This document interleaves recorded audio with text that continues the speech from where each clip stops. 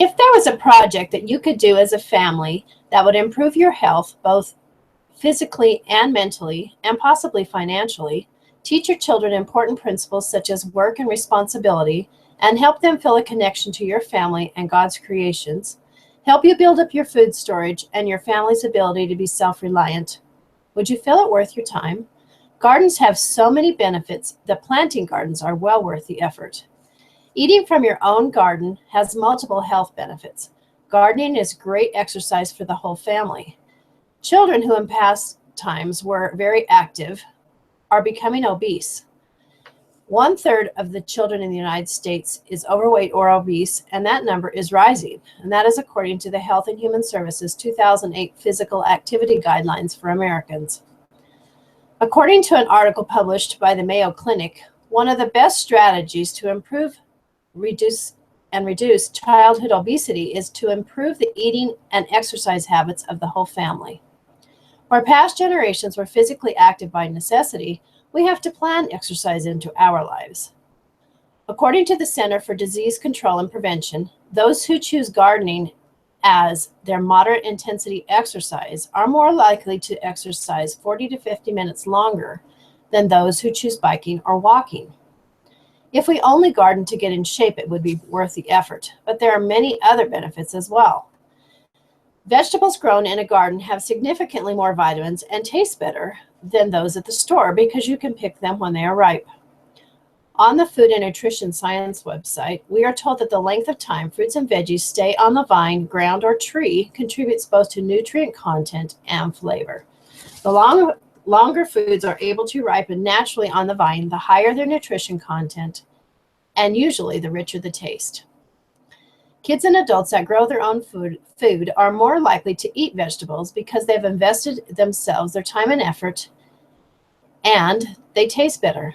Gardening is a great time to work together as a family and teach children that working can be enjoyable and that it is a necessary part of life.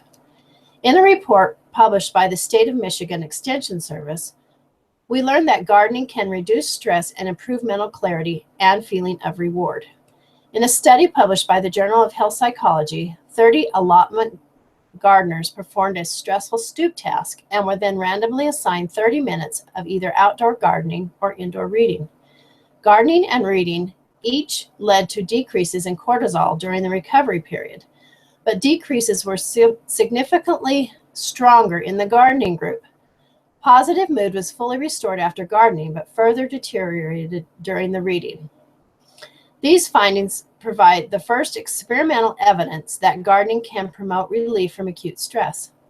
Other studies have shown that eating more vegetables can significantly reduce stress levels. In a study conducted at the University of Sydney in Australia, scientists found that people that eat 4 to 5 servings of vegetables a day had a 12% lower risk of stress than those who ate 1 serving or less. When you have tasty fruits and vegetables in your own garden, you are much more likely to eat an abundance of them. Gardening is beneficial in lowering stress, which improves overall health and improves mental processing and disposition. There is something about green growing things that just feeds our soul. Ezra Taft Benson explained one of the first principles that was revealed to Father Adam when he was driven out of the Garden of Eden. In the sweat of thy face thou shalt eat bread till thou shalt return to the ground. All we obtain in life of a material nature comes as a product of labor and the providence of God. Work alone provides life's necessities. More than ever, we need to learn and apply the principles of economic self-reliance. I emphasize today a most basic principle: home production and storage. Elder Benson continued, no more timely counsel, I feel, has been given by President Kimball than his repeated emphasis to grow our own gardens. Even though this counsel was given 40 years ago, these principles are just as timely and applicable now.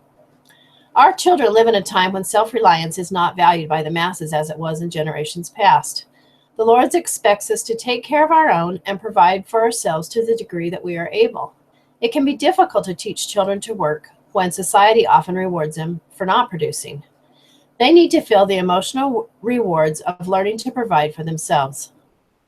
Those living in homes with little or no yard may think that gardening is not possible for them. I was impressed with Diane Clancy, a lady that our daughter taught when she was on a mission in Albany, New York. Sister Clancy lived in an apartment, so she had no yard, but up and down the steps and in window boxes, there were plants growing in pots and in the boxes. Our daughter, another daughter, when she was first married, lived in a condominium, and she also had no yard. But in front of one of their windows, they had a flower box. In this box, they planted some tomatoes, and they were able to produce enough tomatoes to bottle some salsa and to eat fresh tomatoes for months. Elder Benson continued his talk. Many of you have listened and done as President Kimball counseled, and you have been blessed for it. Others have rationalized that they had no time or space. May I suggest that you do as others have done? Get together with others and seek permission to use a vacant lot, or rent a plot of ground and grow your gardens. Some elders' quorums have done this together as a quorum, and all who have participated have reaped the benefits of a vegetable and fruit harvest and the blessings of cooperation and family involvement. The benefits of garden are many. My father grew up in a home where their garden sustained life. My grandfather had an accident where he lost 3 fingers on his right hand. Earning a living became very difficult after this. Their garden helped them survive. I would like to challenge all of us to plant some kind of a garden, whether it's big enough to enjoy the blessings of physical exercise and be able to build up our food storage, or whether we just have a few pots with maybe a tomato and some herbs. We can all benefit from watching the miracle of growing things, and our children can learn responsibility and the joy of growing their own food.